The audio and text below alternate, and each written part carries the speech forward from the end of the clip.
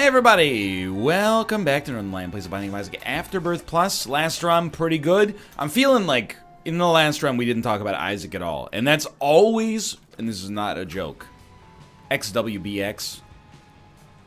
Push me to the edge, XWBNX, 2E6B. Okay, well, you know, it is that time of the year for to recap the best and hottest musics released. I was looking through, and I know this makes me a shill. By the way, terrible first room. But Metacritic's worst reviewed albums of 2019, and I swear to you, oh, we gotta fish on this one. Give me a sec.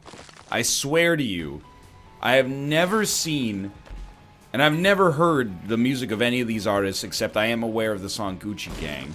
And then that one that I just, you know, did. I don't know who it's even by. But I have never seen a higher frequency of artists that have Lil in their name. You know, I think we do want the quarter here. And then we'll go to the shop, and then we'll try to forget me now. And I'm not insulting any Lil rappers. And it's possible that maybe the critics are just out of touch. But, you know, normally, in these year-end lists, there's all sorts of... There's a variety. There's a potpourri. This was literally just, like... rappers with Lil in the name, followed by rappers with numbers in their name. It was like the list... If you had just rebranded it to say, like, here's the most popular rappers that have Lil or a number in their name... I don't know why Number in Your Name sounds like an actually good Destroyer song, but... And Destroyer sounds like a different kind of band altogether. What a world. We almost got tagged there. Okay, so be smart. Shop. Yoink. And a bomb. No spacebar items, please. Yoink. I'm trying to bring Yoink back. Please don't. Yoink. Oh, it was the frame rate there. Please stop trying to kill me in ways that I can't see coming. You know what? We can't take it. That's right. Fair enough. Dang, dude. I will buy more Spirit Hearts. I know we just had one, but... Hey, I'll buy a Spirit Heart. Will I buy a key? Nah, I don't think it's necessary. Alright. So, we're not we're neither impressive nor unimpressive from a stat standpoint, but having the pyro advantage really helps us out here. Mom's coin purse doesn't, I'll tell you that much. 48-hour energy times 2, lemon party, X-Lax. What a waste of time. Alright, moving on. Let me hydrate a little. Hydration's important. This time we got Curse of the Labyrinth. That's okay, we still get one extra item room either way. And actually, I mean, this takes us to our deal with the devil a little faster, but... You can only get an XL floor on your even-numbered rooms, assuming you count this floor as 0 instead of 1. Which is not a programming joke, it just sort of came out that way. It's not even really like a programming joke, you get the idea. Anyway, the thing is, like, just start throwing some bombs down here. I don't really want to mess around with you guys. Here's what I want. Small rock. You heard of it?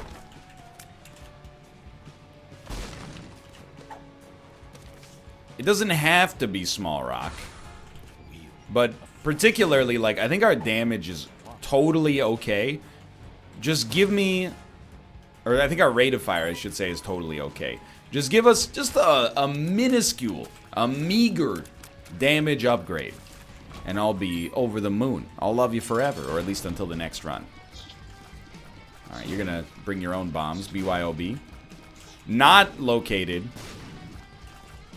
in the 10 worst albums of the year list. Probably because B.O.B. or BYOB is alternatively a song by System of a Down or a misspelling of B.O.B. That band that I don't really know what they are, but I have seen their name on the charts. I'm a frequent... Ooh, what's wrong with the frames, dude? I'm a frequent chart watcher.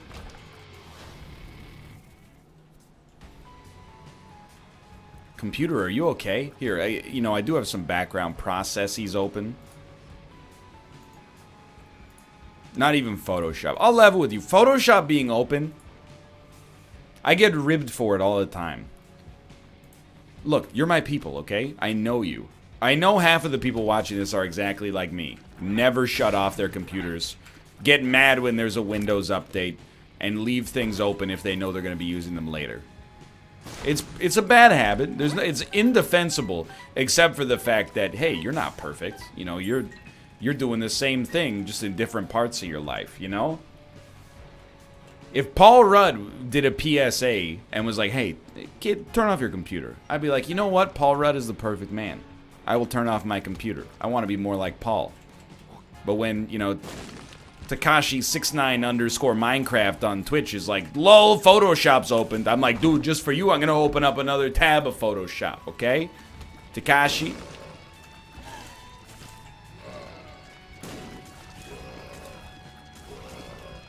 It's great about knowing the names of modern artists but not knowing the songs is that you can just feel free to throw them in wherever.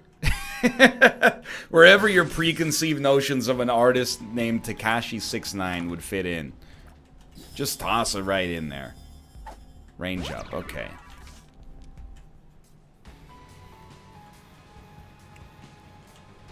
But there's no reason for me to have paint open. Why was paint open? I actually can't remember. It was probably like 4 days ago. I took a print screen of something. It was like, what? Then I just didn't close it because I was like, it's paint, it's free. Probably free on computer resources too.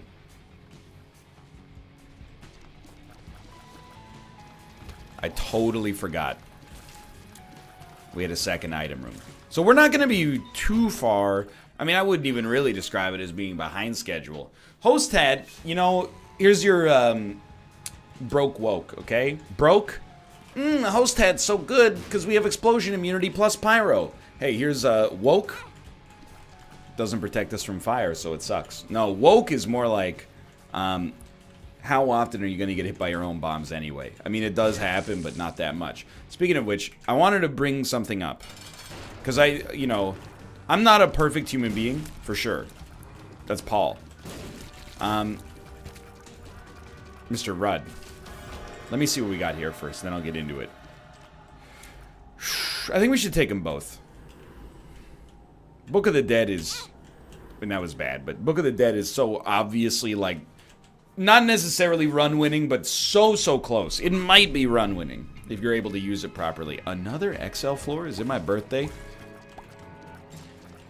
So there's... Everybody knows, you know... At least if you're... modestly, like... tech literate, you should never share and participate in an internet meme that's like... Hey, what's your Android name? It's, the street you grew up on, plus the 3 digits on the back of your credit card, you know? The era where it's okay to get caught by that is over. You should know by now that that's phishing. That's social engineering, okay? When you get caught by a phishing attempt, that's bad. When you help make a phishing attempt go viral, and then when people go, hey, you know this is phishing, right? They go, lol, you're welcome to take my money. Really? That's what you take away from this? Is not thanks for the lesson? It's, well, if they want to go into my bank account and deposit something, okay. Like it's some kind of great value that they got out of realizing their Android name was Takeshi696. Like, I just don't understand it, but... There's another one, and it's not phishing. It's less harmful. It's just more, you know... I can't believe that smart people get tricked by this. See it all the time on Facebook. Started to see it on Twitter a little bit as well. And what it is always like a mathematical expression, and it'll usually start with some kind of challenge. So the top line will be like, you know, only 15% of adults get this right. And then it's always like an order of operations equation. You know, it's always like, you know, 6 plus bracket 3 times 2 divided by 4. And then here's the dirty little secret. You don't have to compose one of these to be elegant. There's always going to be 2 or maybe more answers that people are going to guarantee is correct. because of the order of operations, depending on the way that you group brackets and stuff like that. Even now, people are like, no, NL, there's an order of operations. Yes, there is. But there's also, and I know this sounds ridiculous, but there's different ways to interpret it. Like, if you have something touching a parentheses, do you put that as part of the order of operations that's with parentheses? Like, if it's 6, open parenthesis, 3 times 2, close parenthesis. Anyway, the point is, these are just deliberately wrongly written, or badly written expressions. We've been trained to believe, and this is where I'm getting out my tinfoil hat a little bit. The way we approach mathematics, you know, I'm not going to say as a society necessarily, but at least the way I was educated, it seems like the way everybody else was, is that you see an expression like, you know, say, can you guys just not stand here so I can maybe blow this up without blowing you up? You know, you see like, oh, 6 times 4 plus bracket. Okay, goodbye. You know what? I'll get that in a sec. And you go, this is a question that needs to be solved.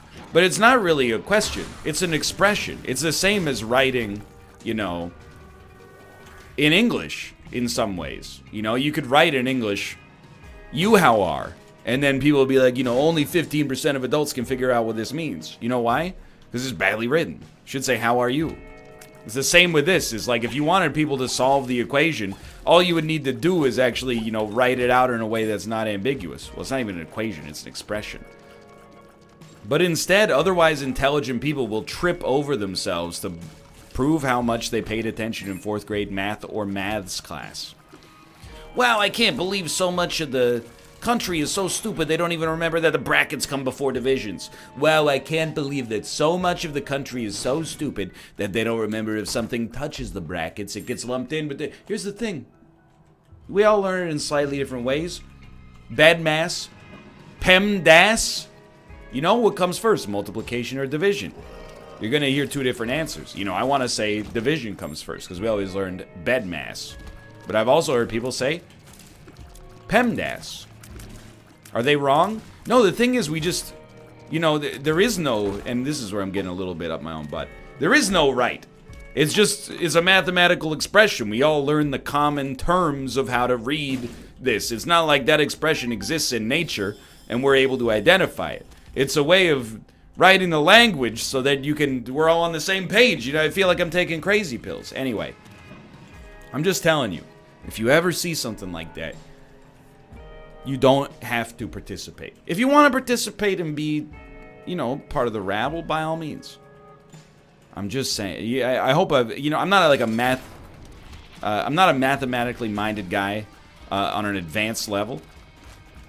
But at least I feel like I possess the critical thinking skills to be like, why are you trying to solve an expression that's deliberately written badly to trick people? You know, if your teacher wrote that, I think you could go up to them and be like, hey teacher, you deliberately wrote a terrible example for this. There's an ambiguous possible answer, and I refuse to be beholden to that. They probably send you to the principal's office for being a free thinker, but still. Anyway, if you want to participate, I'm not trying to be a curmudgeon. I just, you know, sometimes, so my grandma sometimes posts this stuff on Facebook. And it's all, what annoys me is that it's an attempt to feel superior over something that you learned so early in life. You know? And I'm sorry, Grandma, I didn't want to say it in such, you know, mean terms, but, you know, she'll post like, you know, oh, only 18% of adults got this right. The answer's 7. And I'm like, maybe I'm being the curmudgeon because it makes her feel good. And maybe it's not at the expense of other people feeling bad. But simultaneously, I'm like, Grandma, don't you... I'm Grimes from, Frank Grimes from The Simpsons. I'm realizing right now. Where I'm like, why are you doing stupid thing that makes you happy? Don't you realize it's trying to make you happy and is thus too cheap? You've got to wait until a glint of sunlight hits the keychain of a passerby, and inside of that you see the Lord's face. That's the only actual way you can experience joy. Well, that's not true, because I'll admit, you might think I'm a grump, but I'm not so grump. Did I lean into that enough? Probably. Okay. I don't know which one's grump and which one's not so grump, okay?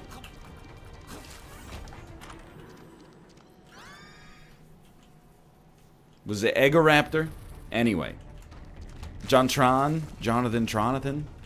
Sorry, I don't want to get political. Anyway, the point is... Wait, where was I going with this? I actually, you know, I'm the same kind of guy as everybody else. You know? I'll see... I get these tweets, and the tweets are like... Well, I don't get them, I see them. But... Because nobody tweets me anymore, because I always talk about them on the Sly and Isaac episodes. But, yeah, the tweet is like, this video will make you cry. You know, deaf baby gets cochlear implant, and then hears its mother's voice for the first time. That's a heartwarming video. There's so many layers to that video. Baby doesn't know what's going on, but it just got introduced to another sense that it might not have even known existed, or existed in this level of fidelity. It's, you know, you cry for the baby that's confused but also happy. You cry for the mother, you know, knowing, like, getting that moment of realization without the baby saying, oh yeah, I hear you. You know, just from the baby's voice and face. Dude, I don't know about this one. We'll have 2.5. Let's do it. Oh, we had 3 actually, my mistake, but you know, and then on top of that, there's a little swelling of pride. Like, I didn't do anything to make that experience happen, but like, mankind gave a deaf baby hearing. That's incredible. Like, we as a species should be very proud of ourselves. I wouldn't even know where to start with like how to solve that. You know, that it's an incredibly inspiring and uplifting thing that makes you think about the potential that we have for the human race, right? I don't look at that and go, oh, well, if you've seen one baby hear for the first time and hear its mother's voice, then you've seen them all. You know? It's just stuff that, I don't know, is like a little too easy. Similarly, like cat videos, you know, kitten videos, or a fox jumping into the snow or something like that, or a cute puppy. Every time, I'm like, yo, check out this cute puppy. And then Kate goes, aw, and I go, I know, right? Like, I got a soft spot for stuff like that. It's just stuff that's like, hey, prove how smart you are. What's 4 + 1? Half of adults say it's 15. Dummy, it's not 15, it's 9. Check it out, guys, it's 9. Check it out, everybody. I know that it's 9. It's not 9, it's 5. I swear to you, this is not pointed at Enter Elysium. I tweeted at Enter Elysium, and I said, it's a badly written expression. And he said, I know. What he then does when it comes to explaining it to his audience is his business. I'm not insulting him, a potential colleague, past and future. I'm insulting my grandma, whose genes I share at least like 25%. Yeah, that's right.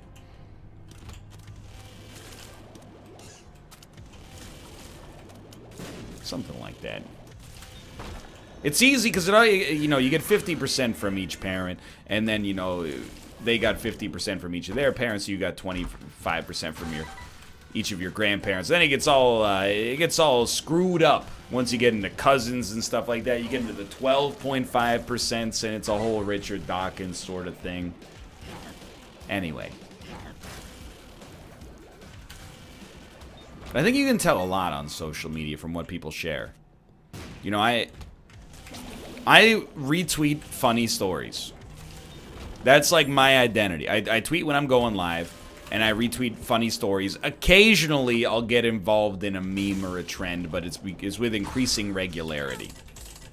Increasing irregularity, I should say. Yo. Thank you.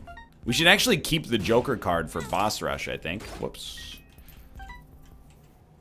And we have found our room, but we got plenty of time. This is an easy run.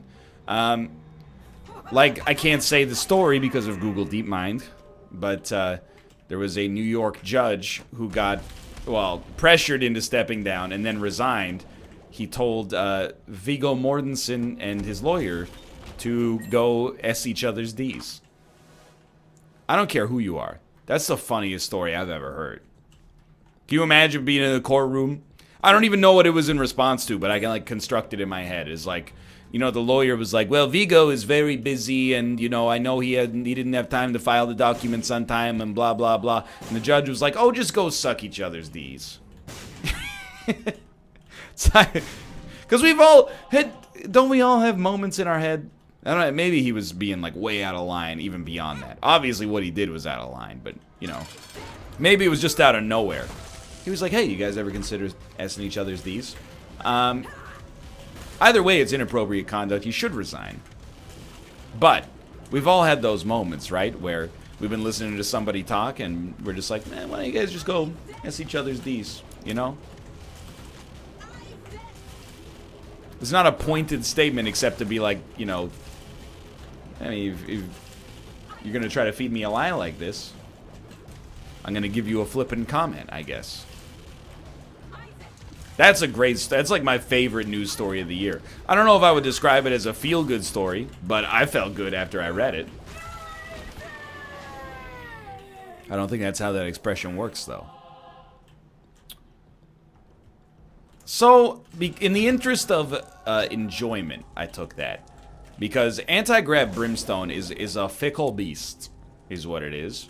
I think we would like to fly, and we would like, oh, well, it's wild. Abaddon as well. I don't think we care about like a bookworm sort of setup right now. I mean, we're so set.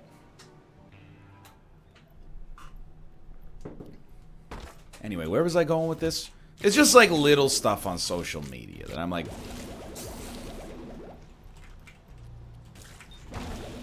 the mindless sharing. It's not really what gets me. It's what contributes to my disillusionment to some extent. I guess, you know, at some point I have to admit, in real life I'm not grumpy. But when I open my mouth for, you know, some of these Isaac episodes, if I give off the appearance of being grumpy, maybe I'm a little bit of a grump. But I hope it's like a grump with good-natured. I'm like a grump who doesn't want to be grumpy. Like, you ever watch some stand-up comedians and they're like... There's one I'm thinking of in particular. I'm not going to mention his name because he seems like the kind of guy that... and he's not that famous, but he seems like the kind of guy that would have, like, you know, eyes and ears out there and be like, hey, dude, this guy was talking about you in an Isaac episode. And I'm doing a paraphrase bit, but, you know, there's comedians out there and, like, every bit is that they're the angry guy. Why does the milk come in paper cartons? I'm always drinking, glug, glug, glug, glug. Half of what I taste is paper. It's BS. And then the whole audience is like, I like him because he tells it like it is. And I'm like, he's just... Take it from me, no one can sustain that level of anger, you know? That's just, you gotta pick and choose the things to be mad about. I'm mad about very little. I'm annoyed by a great deal of things. And I guess they're just doing a bit as well, but... I watched a special. I've talked about this comedian before on the NLSS. I don't hate them as a human being, but I'm like the exact opposite of like their comic sensibilities. Like for comedians, you know, I think Tom Segura is really good.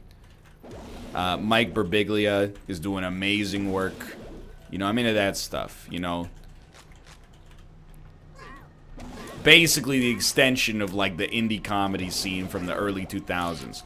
You know, you start up and you're like, oh, David Cross. And he comes on stage and is like, George W. Bush. And everyone goes, and then, you know, Patton Oswalt and Zach Galifianakis pre-Hangover and et cetera, et cetera, et cetera. And, you know, now the logical extension from that time onwards. And then, of course, Kevin Hart. Where was I going with this? But this guy, you know, I mean, I like stuff that I wouldn't say it's a little bit more sensitive necessarily, but it's like a little bit more vulnerable. I watched this guy do his special in like the 15 minutes that I saw was like almost exclusively about, it was like 1980s style comedy where he's like, my girlfriend is dumb and mean, and like every time he says something like that, the audience gets up and like gives him a standing ovation. And I'm like, is this, like, I know, you know, if you've never thought about it, you know, I don't want to burst your bubble, but it's kind of like magic tricks, right? Like, The majority of stuff that you see at a stand-up comedy show is made up. Comedian was in their hotel room, and then they were like, wouldn't it be funny if this situation happened? And then, you know, 2 years later, they're on stage, and they're like, so a funny thing happened to me yesterday. It's not meant to be true. You're meant to believe that it could be true. But it's, you know, it doesn't make it less valid or not, whether or not it's true, I guess is what I'm trying to say. But either way, you're like, man, this is just like some really, really mean-spirited comedy at the expense of someone you're supposed to love. By the way, I forgot to mention John Mulaney. Yes, I was a John Mulaney skeptic before I watched any of his stuff, and then I watched it and I was like, this guy's hilarious. I haven't watched that much stand-up comedy lately. Been watching too much Jeopardy. Which is also, like, it owns. But I'm like, if anytime I'm grumpy, I don't know if there's other comedians that fit this. I mean, other comedians, meaning comedians other than the guys I mentioned previously, not other than myself, that have the same kind of vibe where I'm like begrudgingly grumpy. It's like, I go out and I'm like, you know, oh, what a beautiful morning. Oh, what a beautiful day. And my, oh my. And then somebody doesn't use their turn signal. And just the first thing that pops into my head is like, man, it sure would be nice if somebody would invent some sort of device that let everybody around you know where you intended to go while you drove your car. It's like the first thing that pops into my head is the most sarcastic. I mean, mean-spirited, but look, use your signal lights, okay? Why? There's no good reason not to. Well, if I use my signal lights, someone could get in the lane that I'm trying to get to before me. Okay, let me tell you why that's actually a good thing. It's a good thing because you signaled with enough time to get into that lane because you're a good driver. You didn't wait until the last minute so you could pass 1.5 more cars and then try to fit in, you know, a micrometer before your exit on the highway. Surely not. Oh no, he's subtweeting me. Beyond that, anytime anyone does a dickhole move when they drive, if it almost, you know, kills me or causes a collision or something, I am annoyed. If it doesn't, I actually get like an endorphin rush. That's how petty I've been about driving. Where I'm like, I feel better. Because I have just been, like, basically the universe just gave me a compliment. And it's like, hey, you might say things that are a little insensitive sometimes, but at least you're not that guy. And I'm like, you know what, universe? Thank you. And the universe is like, hey, no problem. Here's an anecdote. And I'm like, hey! You're welcome. I mean, thank you. I mean, no problem. I don't know. What's the one you're supposed to say? He goes, thank you, you're welcome. I live in Canada. So instead, every interaction goes like this. Yeah, I'll take a grande iced Americano. No worries. That'll be $3.50. On Visa, please? No worries. Here you go. Beep. You want a receipt? I'm good. No worries. No worries. No worries. No worries. No worries. No worries. Here's your drink. Thanks. No worries. No worries. You know, just those words can say a lot. Might be a slight exaggeration. I'm not negative about it. I'm a big no worries guy. No worries is a thank you and a you're welcome all rolled up in one nice little encapsulated package. I mean, you shouldn't use no worries as a thank you. It's a you're welcome. You're welcome, it sounds so formal, like it's from a Yorgos Lanthimos film or something like that. Like, you're welcome feels saccharine to me. Like someone's making fun of me. Like, hey, here's your coffee. Thanks. Oh, you're welcome. Oh, jeez. What did I do? I don't... you know, just to be safe, I am going to take this. No worries is like, yeah, bro, we're on the same level. We're both hip. We're with it. We both make references to Yorgos Lanthimos. No, I have not seen The Favorite yet. I haven't even seen The Killing of a Sacred Deer yet. You gotta, and I mean, I will, for sure. I love the Lobster. I will say, and this has come up twice with both, with two different people. It's come up with Josh and it's come up with Austin. There is a scene in the Lobster that is, you know, it has one of the things in it, and I'm not spoiling anything, but it, like, is very unpleasant for many people to watch. It's not, like, necessarily a violent thing, but it is a point in that movie where a lot of people are... It's uncomfortable and upsetting, and, you know, that's art, I guess. But I've had two people... Austin was like, yeah, I read the synopsis, and there's, like, one thing in that makes me not want to watch the movie. And I was like, you know what? Fair enough. I was affected. And then Josh was like, yeah, I was watching the movie, and then this thing happened. I don't want to say what it is, but I just turned it off, because I was, like, not feeling it. And I'm like, yeah, fair enough. But I thought The Lobster was really, really good. And Killing of a Sacred Deer, I heard, was amazing as well. And then this dude, I mean, come on, man. What is it, Isaac? You're coming out with too many movies. It was like one incredibly critically rated, critically acclaimed film a year. Who are you, Denny Villeneuve? Just slow down a little bit. I'm also happy with any movie that gives Olivia Colman work. One of my favorite actresses ever since I saw her in Peep Show. And then she's been crushing it. You know, she's been in some of she's in The Lobster. She's in The Favorite in a starring role. Although I've not seen it. I heard it's a starring role at least. And then she's in I think she's in The Vavitch as well.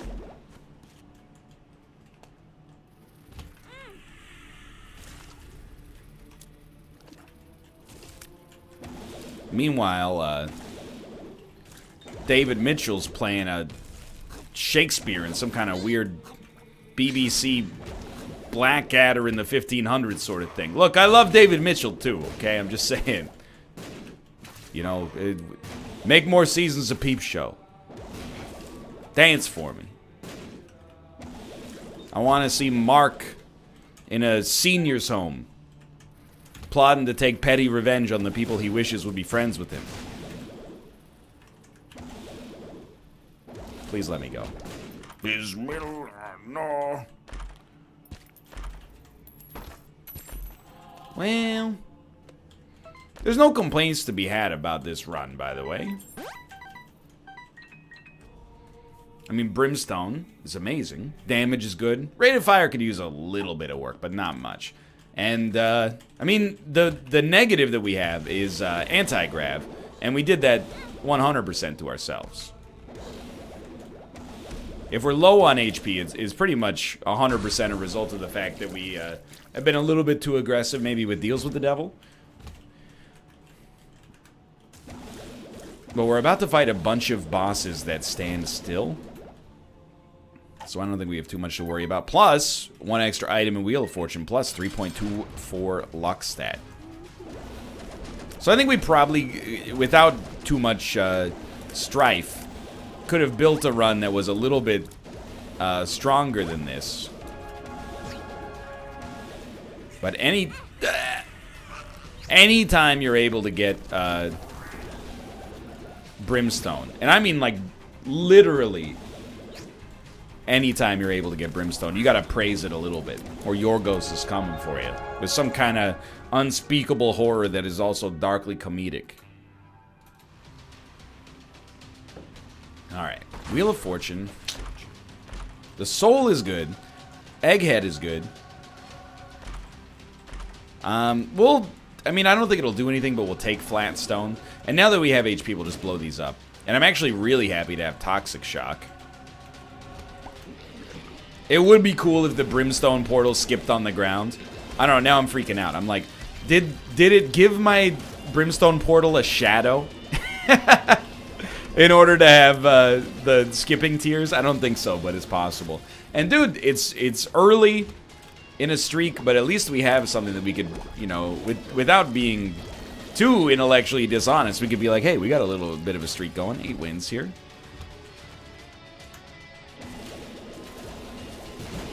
Anyway, as we're coming up and we're wrapping up the central thesis of this run, you know? If I'm a cynic, I'm a begrudging cynic, you know? I still, you know, tear up a little bit when I see the video of the kids hearing for the first time, or a kitten's first mew. It's my favorite Artemis Fowl novel. I don't know anything about Artemis Fowl.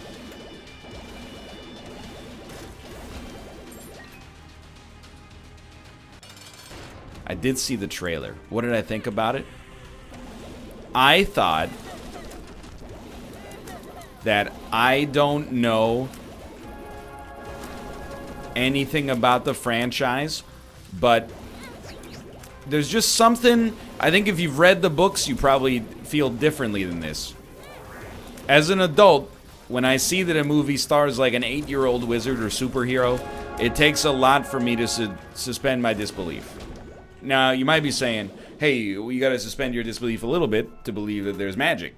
Yeah, but there's just something in my head that's like, if there was the most powerful wizard in the world being like a 12-year-old is a terrible, terrible fate for planet Earth.